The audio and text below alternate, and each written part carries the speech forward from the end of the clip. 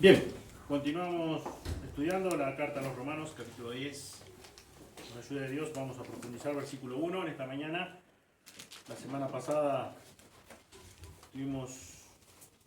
hicimos una introducción a los primeros 3 versículos, de los cuales vamos a dar lectura, o inclusive el versículo 4. Dice así la palabra de Dios, Romanos 10, 1 y 4. Hermanos, ciertamente el anhelo de mi corazón a Dios por Israel es para salvación, porque yo les doy testimonio de que tienen celo de Dios, pero no conforme a ciencia, porque ignorando la justicia de Dios y procurando establecer la suya propia, se han sujetado a la justicia de Dios, porque el fin de la ley es Cristo, para justicia a todo aquel que cree. Amén. Señor, una vez más, gracias por tu palabra, gracias Señor por el obrar de tu Espíritu Santo, y acudimos a Él, Señor, para que tú nos ayudes a través de tu Espíritu, Señor, a entender lo que tu palabra misma dice. Señor, gracias por tu palabra, por lo todopoderosa que es. Gracias, Señor, porque es lo que contamos hoy al alcance de nuestras manos, es tu palabra, la que exhalaste, la que respiraste de tu propia boca, Señor. Pedimos, Señor, que en esta mañana podamos comprender y entender lo que tú tienes preparado para cada uno de nosotros, Señor. Gracias una vez más por el sacrificio de Jesús en la cruz y hacer posible, Señor, por medio de la fe, Señor, por medio también del obrar de tu Espíritu, Señor, que hoy podamos ser hijos tuyos, herederos tuyos, coherederos con Cristo. Pedimos todo y te damos gracias en el nombre de Jesús. Amén. Amén.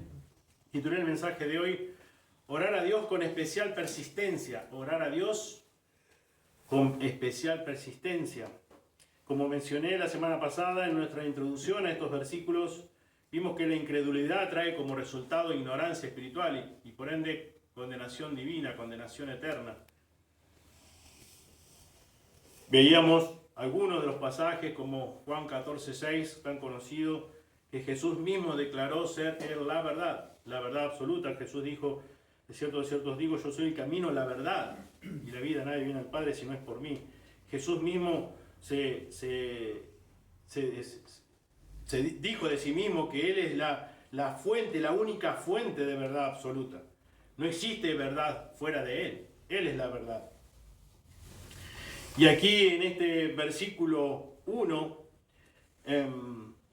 vemos que el apóstol Pablo, ya lo mencionamos también la semana pasada, comienza de la misma forma que comenzó en capítulo 9, los primeros 3 versículos, con una declaración de gran amor por sus hermanos, por sus parientes según la carne, por un tremendo amor por los judíos. Dice versículo 1 que acabamos de leer, hermanos, ciertamente el anhelo de mi corazón y mi oración a Dios por Israel es para salvación. Mi oración a Dios por Israel es para salvación. Y como bien veíamos y ya hemos estudiado anteriormente, en capítulo 9, vemos el gran sentir del apóstol Pablo y cómo él expresa su verdadero amor por su pueblo, por sus parientes según la carne. Al punto tal de que dice que si fuera posible estaría dispuesto a ser condenado justamente, eternamente en el infierno, separado de Cristo por amor a mis hermanos, por amor a mis familiares, por amor a mis parientes. A ese punto. Y acá nuevamente encontramos el mismo sentir, expresado de otra manera, pero es el mismo sentir. Una declaración donde vemos un gran amor, tremendo amor por los judíos, por sus hermanos, por sus parientes. El anhelo más profundo de su corazón era para que todo judío pudiera ser salvo. Todo judío pudiera ser salvo. Cada uno de sus familiares, según la carne, pudiera ser salvo. Pudiera conocer la verdad, la única verdad, la absoluta verdad, a Jesús. Dios, la fuente misma de la verdad. Y su oración a Dios, dice el texto, era en favor de ellos. Era para que Dios tuviera misericordia y los salvara. La palabra aquí que nuestra traducción expresa como, o usa como oración, el término oración, en el original transmite la idea de suplicar e instar. Suplicar e instar. Oración en el original es hacer una petición a Dios con especial persistencia. Orar a Dios con especial persistencia. Te pregunto en esta mañana, ¿cuándo fue la última vez que oraste de esta manera como el apóstol Pablo? Por tus familiares, por tus parientes, por tus seres más amados. Le pediste a Dios, le suplicaste fervientemente, con persistencia, con especial persistencia, como dice la Escritura, sin cesar, continuamente. Fíjense lo que dice el texto en capítulo 9. ¿Verdad? Digo, en Cristo y no miento, y mi corazón me da testimonio en el Espíritu Santo que tengo gran tristeza. Y fíjense cómo continúa diciendo el versículo. Y continuo, constante, ¿qué? Dolor en mi corazón. Porque deseara yo mismo ser anatema, separado de Cristo, por amor, tremendo amor. ¿Por quiénes? Por sus hermanos, los que son sus parientes según la carne. Oración a Dios de forma persistente, fervientemente, para que Dios concediera, le otorgara su misericordia y ellos pudieran ser salvos. Por cada uno de ellos, por cada uno de sus familiares. Y él dice aquí, tanto en capítulo 9 como en capítulo 10, de esta forma oro a Dios. Y de esta forma les comunico a ustedes lo que yo estoy sintiendo. Y no lo siento de vez en cuando, lo siento continuamente. Dice, tengo gran tristeza y continuo dolor en mi corazón. ¿Cuándo fue la última vez que oramos de esta forma y de esta manera? Con este continuo dolor, con esta gran tristeza, de esta forma insistente, suplicando, pidiendo a Dios con especial persistencia. ¿Cuándo fue? La oración del apóstol Pablo no estaba presentando un ruego descorazonado en el que él no esperaba que Dios atendiera. Como muchas veces he dicho, como decía mi abuela, oraba con el solo hecho de cumplir. Tengo que orar por mis familiares, porque mis familiares no conocen a Cristo. No oraba el apóstol Pablo así. Totalmente de forma opuesta.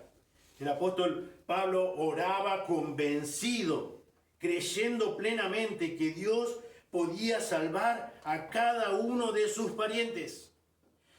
Él oraba convencido, creyendo plenamente que Dios podía salvar a todo Israel. Su Dios es el Dios, el único Dios verdadero, el Dios grande, el todopoderoso. Y sin importar cuán imposible pareciera al ojo humano que esto ocurriera, que todo Israel pudiera ser salvo. Pero él podía estar orando a Dios de forma convencida y creyendo plenamente en el poder de Dios, no en el poder suyo. Su confianza no estaba en su poder de apóstol, descansaba en el poder de Dios. Y oraba así, de esa forma, insistentemente, permanentemente, continuamente. Cada día, cada momento, para que cada uno de sus hermanos pudiera ser salvo. Para que cada uno de los judíos estuviera dispuesto a depositar su confianza en el Señor Jesucristo como Señor y Salvador de sus vidas. Cada día, cada momento. No de vez en cuando. No por el solo hecho de cumplir. Acompáñenme, por favor, al Evangelio de Mateo. capítulo 7, versículo 7 al 8. Mateo 7, de 7 al 8.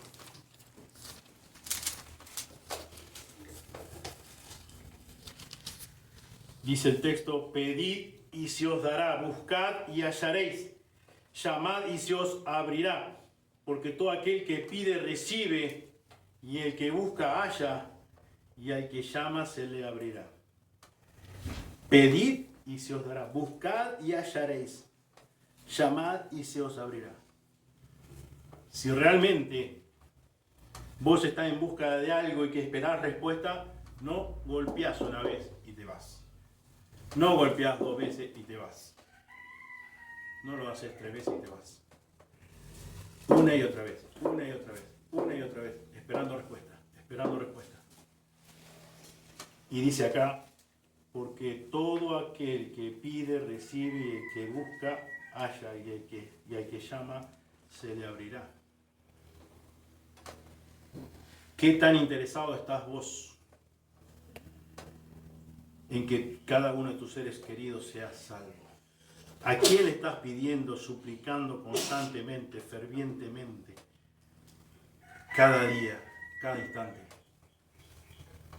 A Dios estás suplicando. Deberíamos estar suplicando a Dios constantemente por cada uno de nuestros seres amados, esperando respuesta de Dios, no diciendo: entendí que tengo que orar por mi pariente, entendí que tengo que predicarle a mi pariente o quien sea. Estamos hablando ahora de familiares directos. Bueno, tengo que predicarle y tengo que orar para que Dios lo salve.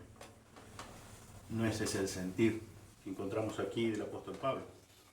En Santiago, en la carta de Santiago, encontramos también capítulo 1,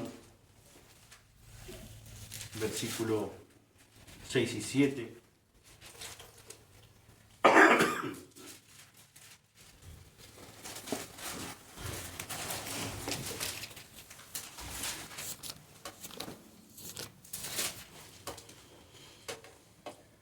Que dice, viene hablando, versículo 5, que si alguno tiene falta de sabiduría, pídala a Dios.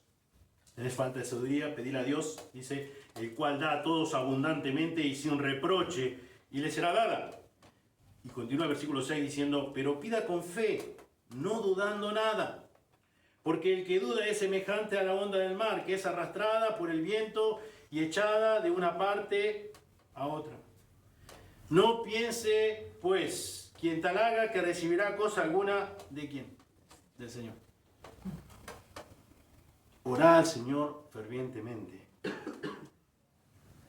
con especial persistencia, con fe, no dudando nada. Porque el que duda es semejante a la onda del mar, que es arrastrada por el viento de una parte a otra. Orarle a Dios, pedirle a Dios, rogarle, suplicarle a Dios. La salvación es de Dios. Dios ha querido usar la proclamación del Evangelio por medio nuestro para salvar a las personas, a los incrédulos, así como Él un día nos salvó a nosotros.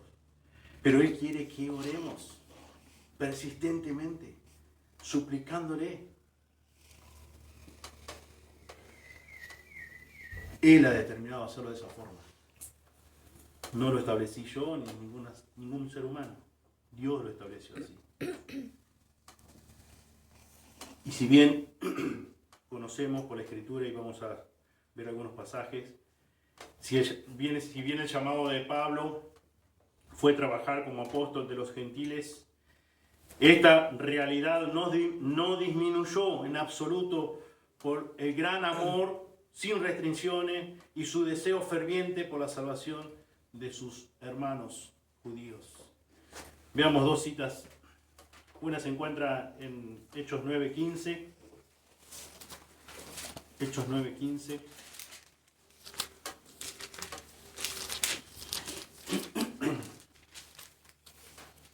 Y dice la palabra de Dios: el Señor le dijo: ve, porque instrumento escogido me es este, para llevar mi nombre en presencia de los gentiles y de reyes y de los hijos de Israel.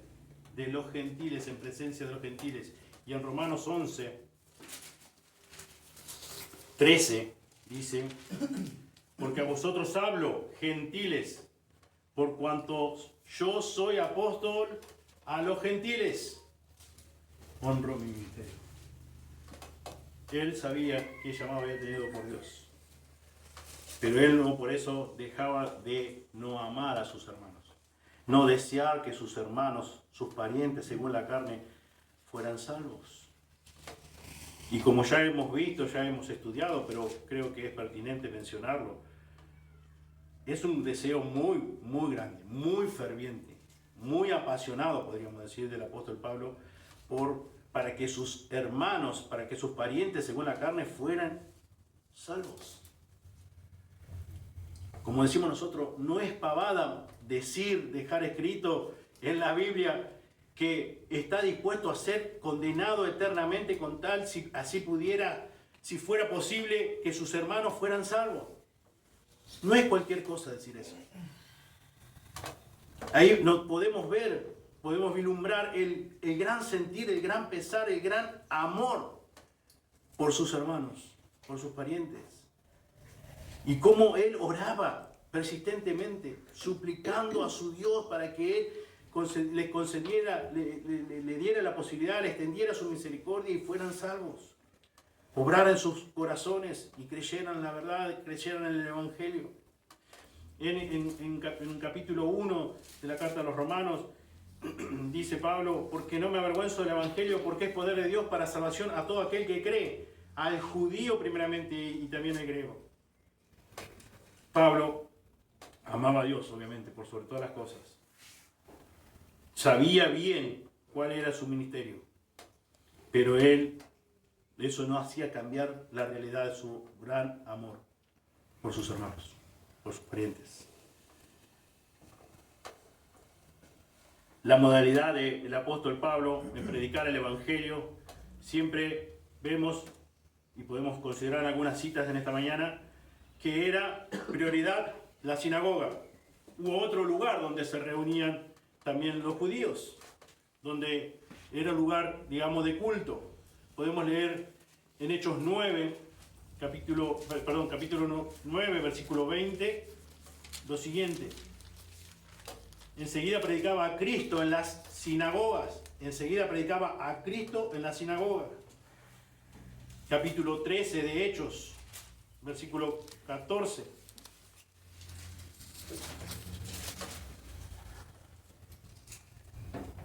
Ellos, pasando de Perge, llegaron a Antioquía de Pisidia y entraron, ¿dónde? En la sinagoga un día de reposo y se sentaron. Capítulo 14, versículo 1. Aconteció en Iconio que entraron juntos, ¿en dónde? En la sinagoga de los judíos. Y hablaron de tal manera que creyó gran multitud de judíos y asimismo de griegos. Capítulo 16.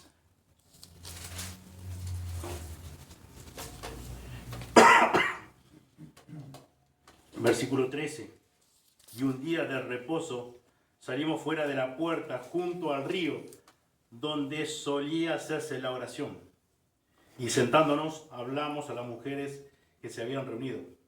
Entonces una mujer llamada Lidia, vendedora de púrpura de la ciudad de Tiatira, que adoraba a Dios, estaba oyendo. Y el Señor abrió el corazón de ellas, etcétera, etcétera. Lugar de culto judío. Sinagoga. Y esa era la modalidad del apóstol. Interesante notar en cuanto a la oración por las personas que aún no han conocido la verdad, por el mundo que está todavía perdido, incrédulo, que no conoce la verdad, que no anda según la verdad. ¿Cómo oramos? ¿Cómo orás vos? ¿Cómo oro yo? Jesús estaba colgado en la cruz del Calvario y oró por aquellos que le habían clavado las manos y los pies. Acompáñenme, si quieren, si gustan, a Lucas, capítulo 23. Lucas 23, 34. Y Jesús decía, Padre, perdónalos porque no saben lo que hacen. Padre, perdónalos porque no saben lo que hacen. Y esta también fue la misma oración, una oración muy similar a la que encontramos en Hechos 7, versículo 60. Hechos 7, versículo 60. La oración de Esteban. Y puesto de rodillas clamó a gran voz, Señor, no le tomes en cuenta este pecado. Y habiendo dicho esto, durmió. Qué amor por el mundo perdido, por el mundo incrédulo.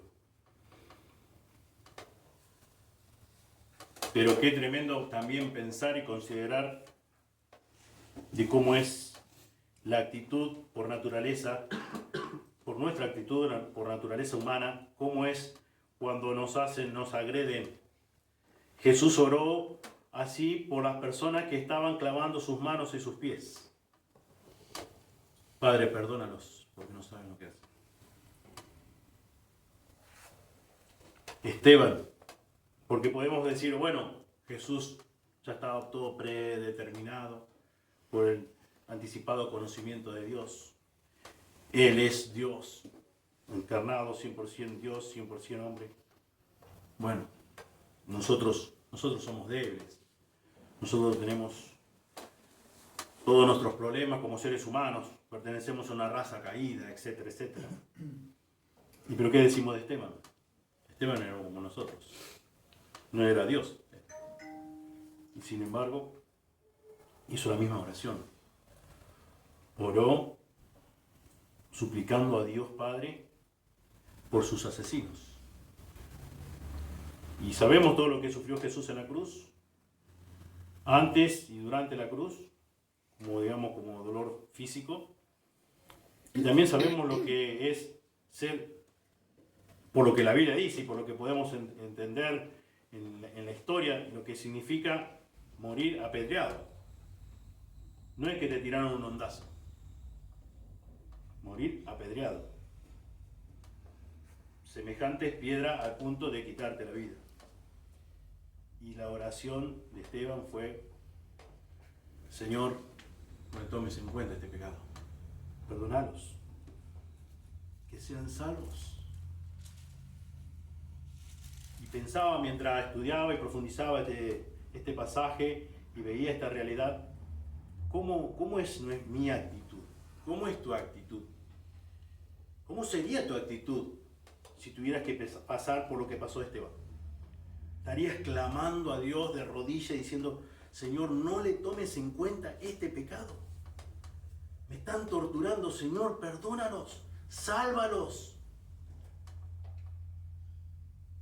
No sé cuál es tu actitud hoy, tu real actitud hoy. Porque quizás también otra realidad es que por ahí no estamos ni siquiera, por la gracia de Dios, pasando por una circunstancia semejante y oramos así persistentemente, clamando a Dios, Señor, ten misericordia, con este sentir que tenía el apóstol Pablo por sus familiares que estaban dispuestos a aún ser condenados eternamente con tal de que ellos fueran salvos. Oramos de esa forma, oramos con ese deseo ferviente por salvación.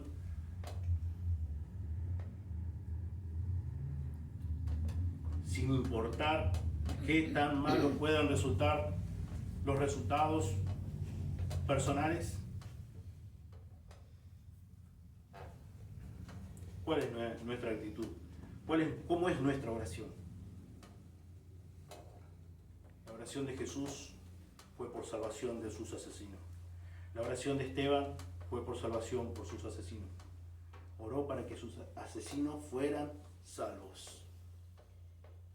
Tremendo ejemplo, tremendo ejemplo. Y el apóstol Pablo, aquí en el texto que estamos estudiando, Romanos, él clamó a Dios una y otra vez y lo hacía continuamente, no de vez en cuando, no cuando se acordaba o no cuando le preguntaban, no cuando le decían, si estás orando por tus parientes, estás orando por tus familiares. Y Estamos hablando de familiares porque el texto habla de familiares, pero es en realidad familiares y aplicable a compañeros de trabajo, conocidos, etcétera, etcétera. Vecinos. Y ahí, ya quiero que si leímos la oración de Jesús cuando estaba colgado en el madero, en la cruz, y quiero que notemos ahí lo que dice el pasaje paralelo de Mateo 27, de los ladrones, de los malhechores que estaban crucificados junto a él.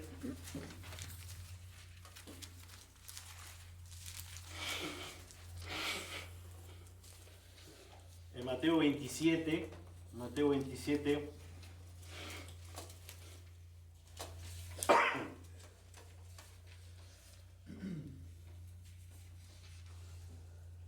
podemos dar lectura del versículo,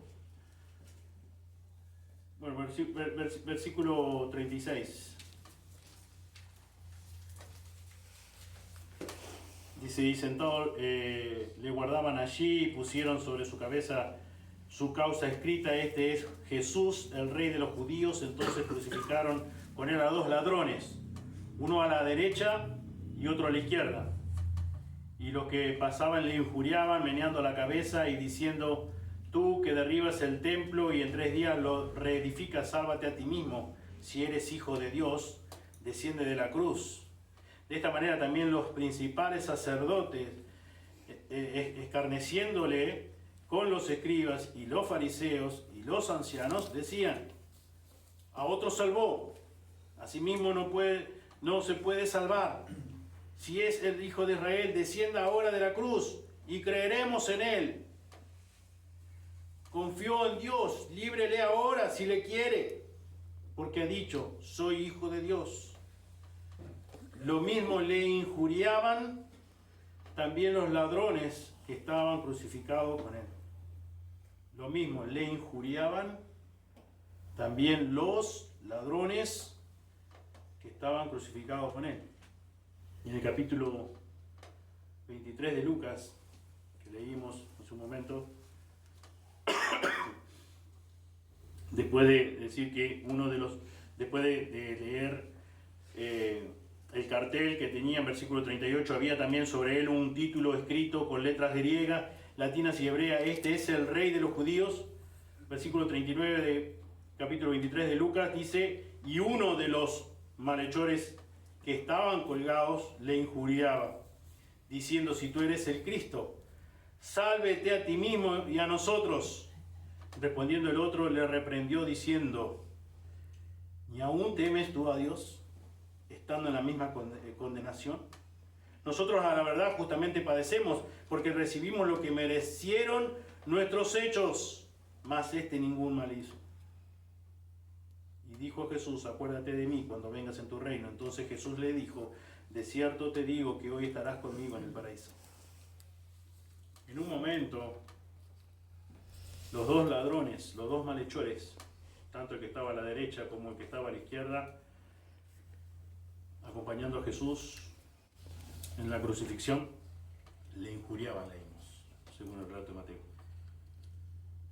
Pero cómo Dios obra en los corazones. La salvación es de Él. Y en unos minutos, en unas horas, Dios no está limitado a nada. Y ahí seguía colgado, nada había cambiado, su realidad, nada había cambiado, su realidad física, nada había cambiado, no era que lo liberaron, no era que estaba mejor, estaba cada vez peor. Y sin embargo, Dios decidió extender su misericordia. Y sabemos por la Escritura, por lo que nos dice acá el evangelista Lucas, que por la declaración que le hace Jesús, que fue salvo.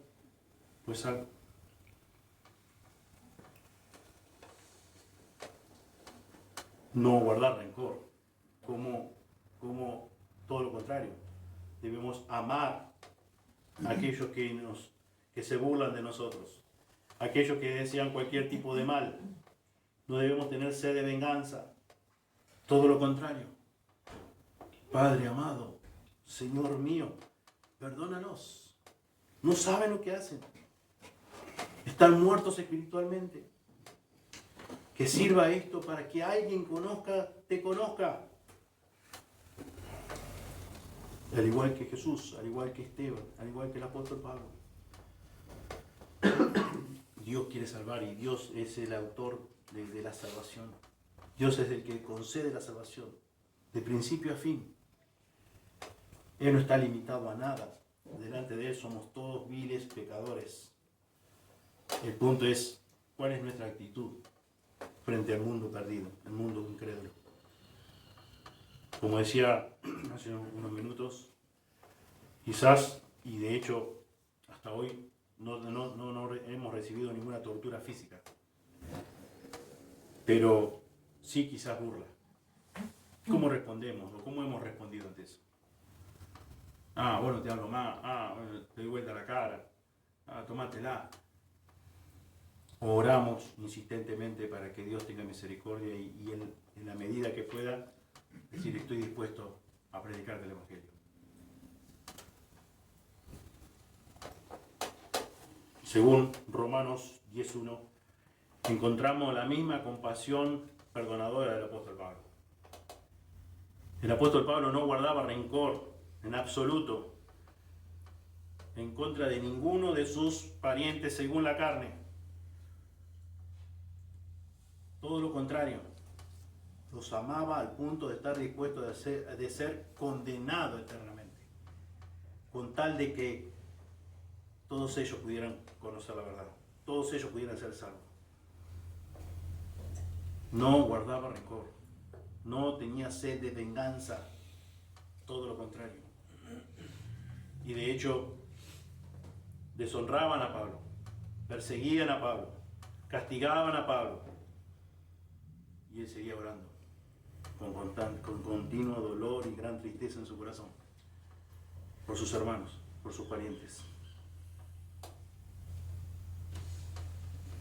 por aquellos soldados que estaban junto a él todo el día, las 24 horas del día, los 7 días de la semana. Oraba por su salvación. Oraba por su salvación.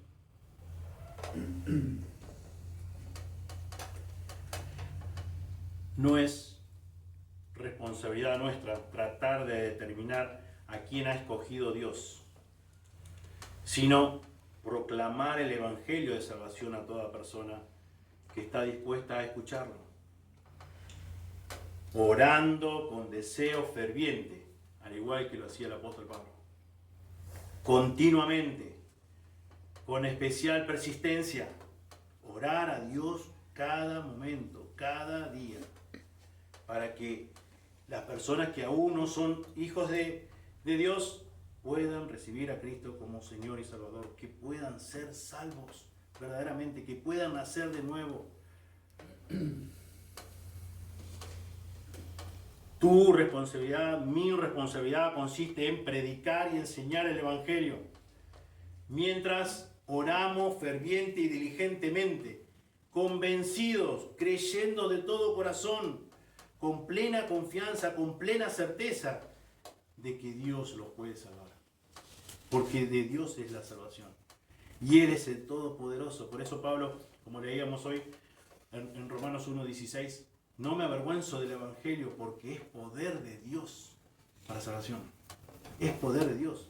Y como estudiamos hace varios meses atrás, ese poder es el poder de Dios. Es todo el poder de Dios. ¿Pensás que hay un hombre, que hay una mujer, que Dios no tenga la capacidad para poderlo salvar? ¿Pensás eso? Ojalá que no. Ojalá que no. Quien Dios quiera salvar, lo puede salvar en un instante. Todo muerto espiritual, Dios le puede dar vida espiritual en un instante. Por el poder de su palabra, por el poder del Evangelio, por el poder del obrar de su Espíritu Santo.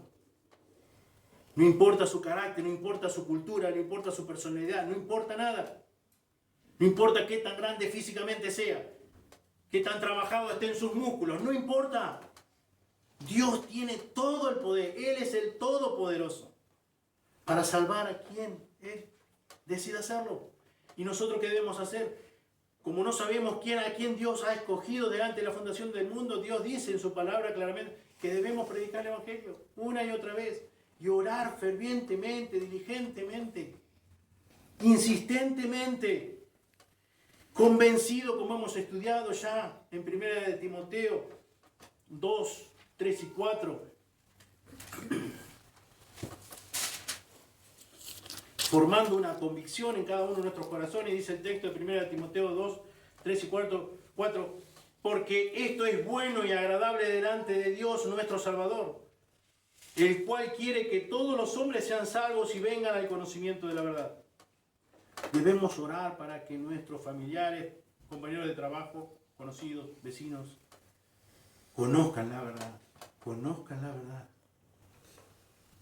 Dios tenga misericordia de ellos y los salve. Es Dios quien lo va a salvar. No sos vos, no soy yo. Es Dios. Pero a Dios, a nosotros nos ha pedido estas dos cosas: predicar el Evangelio y, tomado de la mano, la oración persistente. La oración de confianza, con fe, no dudando nada, como leíamos en Santiago 1.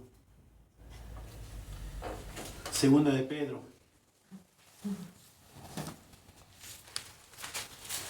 Capítulo 3.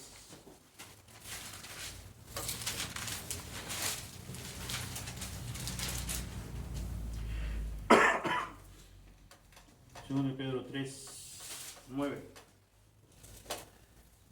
El Señor no retarda su promesa, según algunos la tienen por tardanza, sino que es paciente para con nosotros, no queriendo que ninguno perezca, sino que todos procedan al arrepentimiento.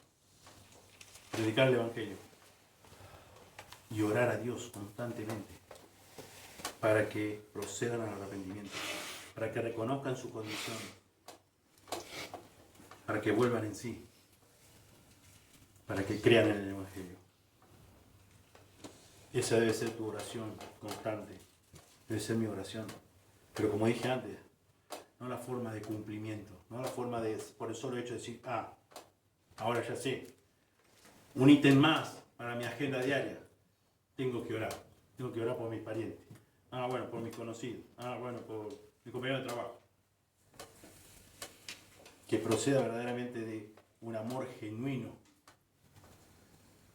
por las personas que aún están perdidas, que aún están muertas espiritualmente. Recordando la oración de Jesús en la cruz. Recordando lo que cómo Esteban oró cuando estaba recibiendo las piedras que terminaron con su vida física, con su propio cuerpo. Orar como oraba el apóstol Pablo, con esa gran tristeza y continuo dolor en el corazón. Así vos y yo debemos orar fervientemente por todos aquellos que están muertos espiritualmente, por todos los incrédulos, por el mundo perdido, para que Dios los salve, para que Dios, como hemos estudiado en capítulo 9, extienda su misericordia y prontamente puedan ser salvos. Y al mismo tiempo predicando el Evangelio bíblico, el Evangelio no adulterado, el Evangelio tal cual como lo presenta la Biblia, sabiendo, reconociendo que Dios es soberano y salva a quien Él quiere, sabiendo, reconociendo de que van a ser salvos todos aquellos que en Él crean, que crean en el unigénito Hijo de Dios. Pero eso no me quita responsabilidad en predicar el Evangelio y en orar. Dios seguirá siempre siendo el soberano. Yo no tengo que determinar eso. Y yo no tengo que saber quién va a ser salvo y quién no. Él me ha ordenado y en su gracia quiere usarme a mí, quiere usarte a vos para extender su reino. Él lo podría hacer con el poder de su palabra nada más y no usar a nadie de nosotros. Y Él quiere usarnos a nosotros. Quiere usarnos, darnos ese privilegio de que trabajemos en su obra, que formemos parte, comunicando el Evangelio, sus buenas nuevas de salvación y orando persistentemente, orando otra vez, cada día. Saber, reconocer que Dios es soberano en salvar a las personas. Eso no nos hace menos responsables para no evangelizar o para no orar por los incrédulos. Y para terminar, quiero mencionar dos citas. Una de Enoch Gutiérrez. En una oportunidad dijo, Enoch Gutiérrez, un predicador mexicano, conocido de otro pastor Reinaldo, amigo, que ha venido acá a Argentina, creo que también ha ido a Mendoza.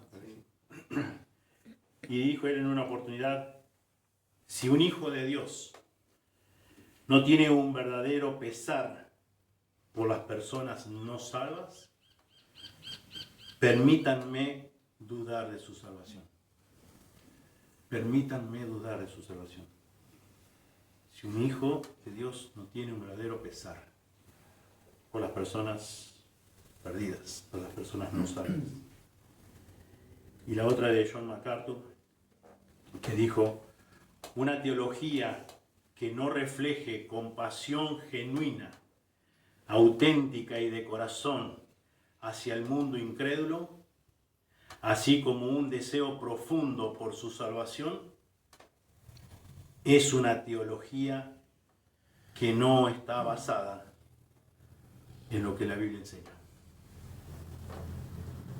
Pensemos, meditemos en lo que la Biblia dice. Más allá de la cita de Enoch Gutiérrez, de John MacArthur, pensemos en el sentir que tenía el apóstol Pablo. Cuando en versículo 1 del capítulo 10 de Romanos dice, hermanos, ciertamente el anhelo de mi corazón y mi oración a Dios por Israel es para salvación.